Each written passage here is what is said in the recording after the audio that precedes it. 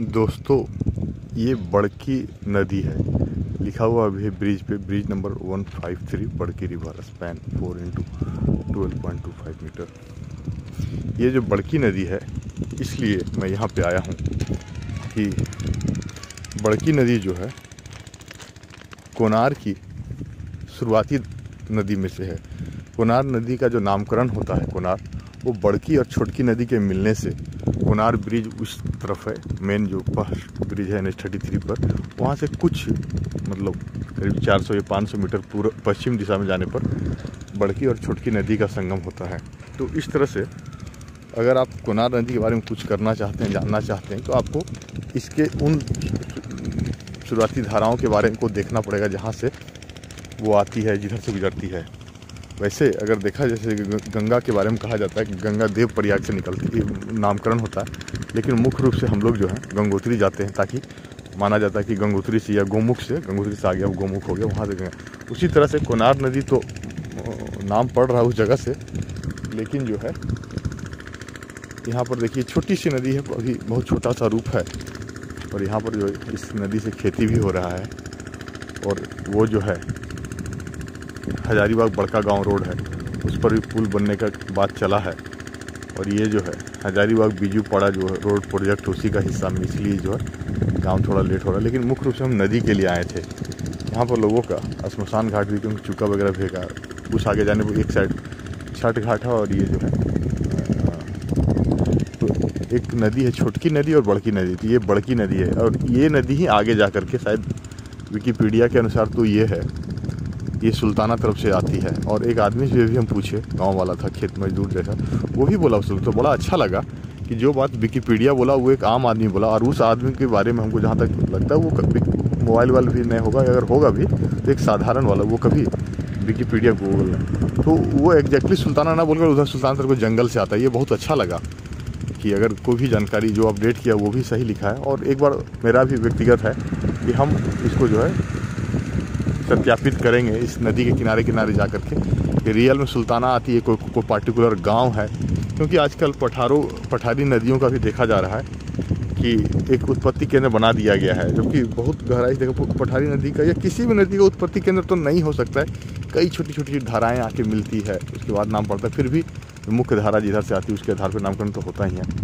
तो फल्गु नदी का जो है यहाँ पर चतरा जिला में एक जगह है, और भी हम चानो नदी का उत्पत्ति स्थल देखे हैं, रानी चुआ गए हैं, स्वर्ण रेखा का, और चूल्हा पानी गए हैं। तो इस तरह से कई सारे पठारी नदियों का भी एक उत्पत्ति केंद्र बना दिया गया है। तो बढ़िया है कि अगर मोटा मोटी अगर एक मान लिया जाए तो वो भी बेहतर है। थोड़ा बहुत आगे पीछे हो सकता है कि उधर भी और भी धान के खेतों से या जंगलों से कई बार ऐसी छोटी छोटी ढाल के अनुसार जो रास्ता बन जाते हैं, वो भी साल के करीब, अगर अब जो पेड़ कम रहने पहले है था कि 10-12 महीने तक उसमें भी पानी आता था, तो मिला जुला के सबसे पानी मिलता था, और तब जा कर के एक और मजबूत धारा बन के उसका नाम बनता था, और वही जो उत्पत्ति स्थल। ये सभी हजारीबाग का वो क्षेत्र है जिधर विकास कम हुआ। भी ये लाल बिल्डिंग दिख रहा है, आने वाला 10-20 साल में उधर एक शायद मेरे ख्याल से रिंग रोड का जो कंस्ट्रक्शन दिख रहा है, आने वाला 10-20 साल के बाद अगर ये वीडियो को देखा जाएगा तो मेरे ख्याल से बहुत बड़ा चेंज आ जाएगा। बहुत सारे घर बन रहे हैं। अभी तो खेती की ज़मीन दिख रहा है, इधर गिने चुने घर हैं, लेकिन इस रफ्तार से चारों तरफ हजारीबाग में मकान बनने का दर है, या शहरीकरण कहिए या और भी कारण से लोग आ रहे हैं। बहुत कठिन है कि अब ऐसे दृश्य जो दिखे। ये अभी शहर से बाहर का हिस्सा है, एकदम आउटर हिस्सा ही है, इसलिए थोड़ा इससे खाली बनेगा। और ये नदी भी ठीक ठाक है। यहाँ पर जो हम इसका पानी का मात्रा या चौड़ाई देखने अच्छा लगा, लेकिन जहाँ पर ये मिलती है संगम के रूप में, मतलब छोटकी बड़की, वहाँ इस रूप से नहीं देखे तो थोड़ा निराशा भी हुआ। और देखिए तो कई बार ये भी होती है कि नदी जो है मतलब कि शुरुआत में अगर छोटी है तो बाद में बड़ी होती है, लेकिन उसके बाद में बड़ी होने के बाद भी कई बार छोटी हो जाती है। बीच बीच का क्या हो गया, आजकल नदी वगैरह में कहीं कहीं चेक डैम बना दिया गया, ये नदी के किनारे इतना मिट्टी गिरा दिया गया कि उस पानी को सोख लेती है। तो बहुत सारा चीज़ जो है हो सकता है कि ऐसा होता है कि जब नदियाँ बड़ी हो जाने के बाद भी उसका रूप छोटा कर दिया जाता है। या इवन कोनार नदी का, जब ये नदी अभी इतना पानी है, मान लिया जाए अप्रैल का समय है, आज शायद 8 या 9 अप्रैल है, 9 अप्रैल में जबकि जब कोनार पर पुल बन रहा था तो उसको एकदम रोक के सकरा कर दिया गया। तो ये सब होते रहता है। और अभी इधर लगता है तो यहाँ से देखिए पानी भी निकाला जा रहा है खेती के लिए। इससे कई सारे जगह पंप लगा दिए गए, तब ये हाल है।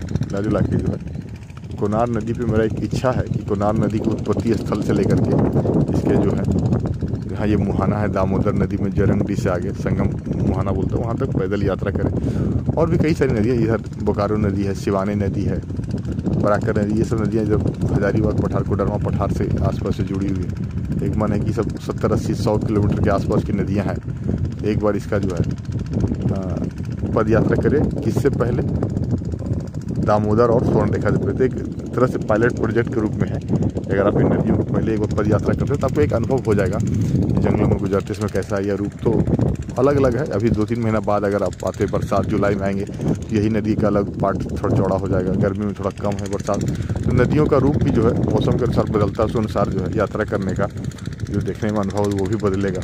बरसात में किनारे पैदल चलने में बहुत कठिनाई है, जाड़ा में थोड़ा ठीक ठाक है, ठंडा शीत रहता है, इस समय बहुत बढ़िया है। तो बहुत सारी चीज़ हैं नदी की यात्रा करने का। अमृतलाल बेगड़ जी ने भी यात्रा किया, कई लोग गाँव के लोग परिक्रमा भी करते हैं। तो चलिए मेरा भी इच्छा है। और एक अच्छा है कि रिवर इकोसिस्टम को समझने का, रिवर साइंस को समझने का, और भी बहुत सारी बातें हैं। नदी का अपना भी एक सौंदर्य है, वो किसी साइंस और किसी। ठीक है दोस्तों, बाय।